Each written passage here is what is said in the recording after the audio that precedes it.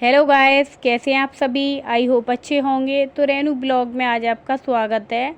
तो कहते हैं ना, मन के हारे हार है और मन के जीते जीत।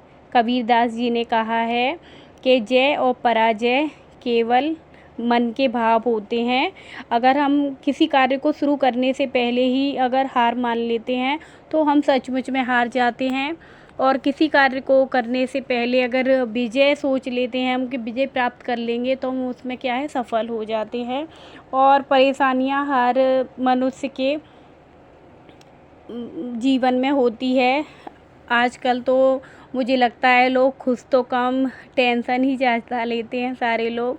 तो ऐसा नहीं है कि हमारी भी लाइफ में परेशानियां ना हो, सबकी लाइफ में होती हैं, लेकिन हमें क्या है, उनका डटकर सामना करना चाहिए, चाहे वो परेशानी कुछ भी हो।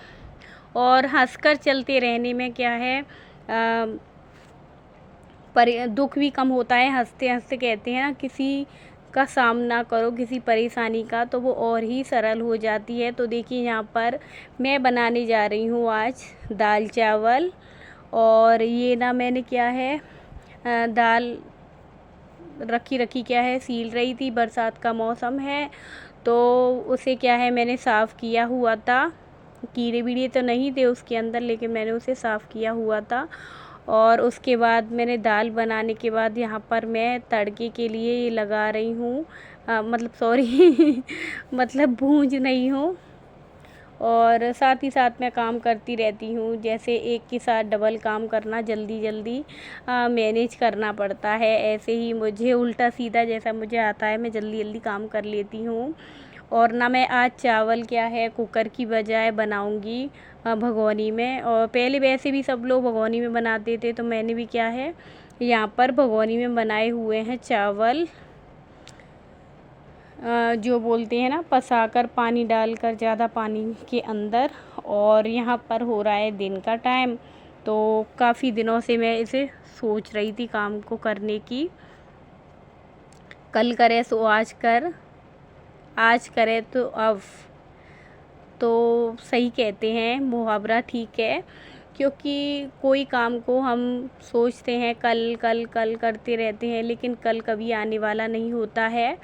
तो क्यों ना उस काम को कल की बजाय अभी कर लो, तो अपनी टेंशन भी ख़त्म, काम भी ख़त्म, और मन के अंदर ना एक सुकून सा रहता है।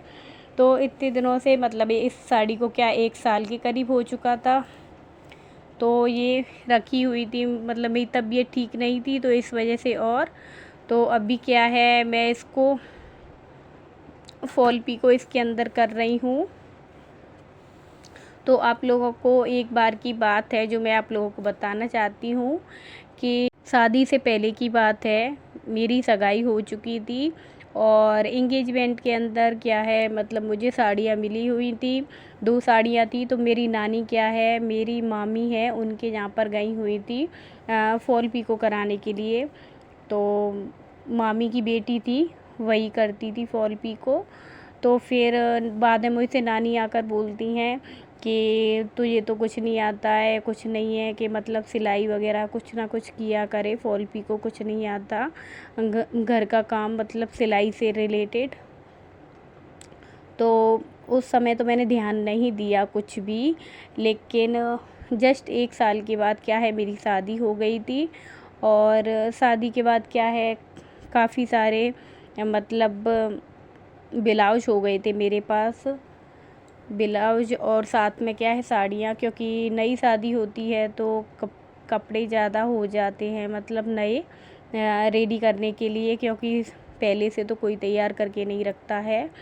तो इस वजह से जब मैं मायके आई हुई थी, तो फिर मैंने सोचा कि अगर मैं एक साड़ी की फॉल पीको कराऊंगी, तो उस समय शायद 25-30 के करीब लगता था, 2007 की बात है।